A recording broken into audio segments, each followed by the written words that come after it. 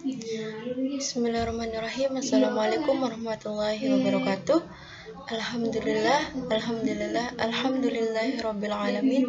Wassalatu wassalamu ala asrofil anbiya'i wal mursalin wa ala alihim wa sahbihim ajmain, amma ba'du. Pertama-tama marilah kita panjatkan puja beserta puji syukur kita kehadirat Allah Subhanahu wa taala yang telah memberikan kita beribu-ribu macam nikmat, terutama nikmat kesehatan dan kesempatan sehingga saya bisa menyelesaikan tugas akhir mata kuliah teori ekonomi mikro ini.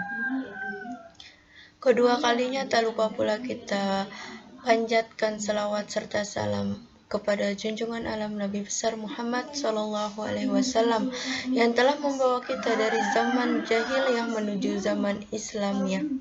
Setelah di sini saya akan menjelaskan sedikit tentang pasar monopoli. Yang pertama yaitu pengertian pasar monopoli. Pasar monopoli adalah suatu bentuk pasar yang hanya memiliki satu penjual atau produsen dengan banyak pembeli. Orang yang melakukan monopoli terhadap suatu pasar itu disebut sebagai monopolis. Di sini, monopolis bertindak sebagai penentu harga atau price maker.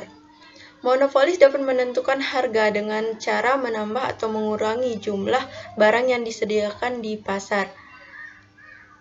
Perusahaan yang melakukan monopoli pun secara tidak langsung akan menjadi penentu harga atau price maker dari produk tersebut. Selanjutnya di sini yaitu latar belakang penyebab terjadinya pasar monopoli yang dibagi menjadi 5. Yang pertama adanya penguasaan suatu sumber daya inti. Yang kedua, adanya penguasaan teknik produksi tertentu. Yang ketiga, adanya penguasaan hak paten untuk produk tertentu atau dia itu merupakan unsur yuridis. Yang keempat, pemberian pemerintah. Yang kelima yaitu di sini biaya produksi lebih efisien dibanding produsen yang lainnya atau disebut sebagai monopoli alamiah. Selanjutnya di sini yaitu karakteristik pasar monopoli. Di mana pasar monopoli ini memiliki 4 karakteristik, yaitu yang pertama menjadi satu-satunya perusahaan yang menjual produk tersebut. Sebagai contohnya yaitu PLN. Di sini tidak ada perusahaan yang bisa memberikan suplai listrik selain dari PLN. Yang kedua, tidak ada pemasok lain. Dalam artian sumber daya yang dijadikan produk hanya dikuasai oleh perusahaan tersebut, sehingga perusahaan lain pun tidak bisa menjadi pesaingnya. Yang ketiga yaitu price maker. Seperti yang sudah dijelaskan sebelumnya, perusahaan monopoli memiliki ketentuan sebagai harga, di mana mereka memiliki wewenang untuk mengatur harga produk yang dijualnya. Yang terakhir di sini yaitu sifat monopolinya menyebabkan perusahaan tidak perlu promosi atau iklan dalam memasarkan produknya. Kemudian di sini pasar monopoli ini memiliki kelebihan dan kekurangan. Yang pertama saya akan menjelaskan tentang kelebihan pasar monopoli.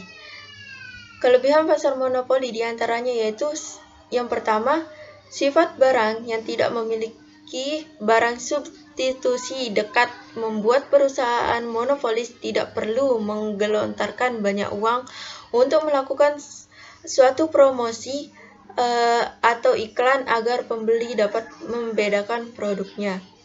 Yang kedua di sini yaitu pada monopolis secara alamiah, tambahan penjual justru akan membuat produksi tidak dapat mencapai skala ekonomi atau economy of scale, sehingga monopoli justru akan meningkatkan efisiensi dalam berproduksi.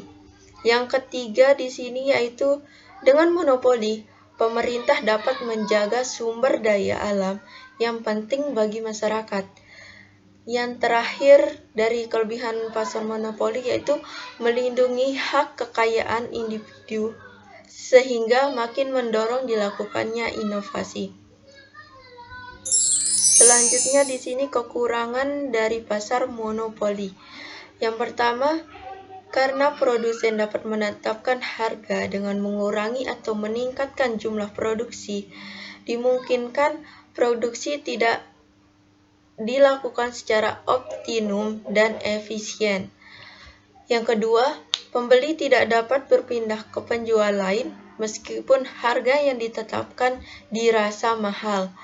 Yang ketiga, keuntungan terpusat di produsen karena konsumen tidak memiliki pilihan selain membeli dari produsen tersebut untuk memenuhi kebutuhannya. Mungkin hanya ini yang dapat saya sampaikan, kurang dan lebihnya saya mohon maaf.